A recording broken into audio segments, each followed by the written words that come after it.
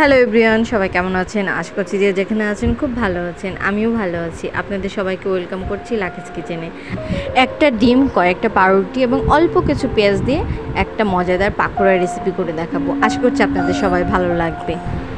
প্রথমে আমি পাউরুটিগুলোকে অল্প একটু পানি দিয়ে ভিজিয়ে নেব। খুব বেশি পানি দিব না, অল্প একটু পানি দিয়ে ভিজে এটা চেপে নেব। তারপর এর মধ্যে পেঁয়াজ কুচি, কাঁচামরিচ কুচি দিয়ে খুব ভালো করে মেখে নেব। এখন এর মধ্যে আমি একটা ডিম দিয়ে দিব। আবার ডিম দিয়ে সবগুলো উপকরণ একসাথে মিক্সড করে নেব। তারপর এর মধ্যে আমি সামান্য লবণ, শুকনো লঙ্কা গুঁড়ো, জিরা গুঁড়ো, ধনিয়া গুঁড়ো দিয়ে আবার খুব ভালো করে মেখে নেব।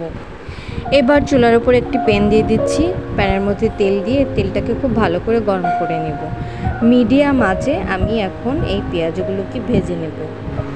সবগুলো পেঁয়াজ ভাজতে আমার 5 থেকে 6 মিনিট সময় লেগেছে। এটা খুব একটা সময় লাগে না।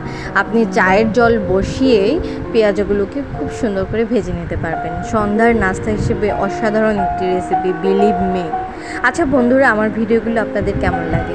যদি ভালো লাগে তাহলে অবশ্যই লাইক এবং কমেন্ট করে জানাবেন এবং সাবস্ক্রাইব করে আমার পাশে থাকবেন। ও হ্যাঁ, ফ্রেন্ডস এবং ফ্যামিলির সাথে শেয়ার করতে কিন্তু ভুলবেন না। এদিকে আমার সবগুলো পাকোড়া ভাজা হয়ে গেছে। কেমন লাগছে দেখতে বলুন তো? ইয়ামি লাগছে না? পাউরুটি দিয়ে তো আমরা অনেক ধরনের স্ন্যাক্স করে খাই, একবার কিন্তু এইভাবে করে দেখতে পারেন। আমি আশা করছি আপনাদের খারাপ লাগবে না, ভালো লাগবে।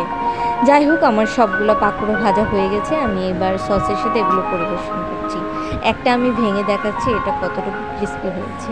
আজকের ভিডিওটা এখানেই শেষ করছি। সবাই ভালো থাকবেন। সবাইকে অসংখ্য ধন্যবাদ। Tata, bye bye.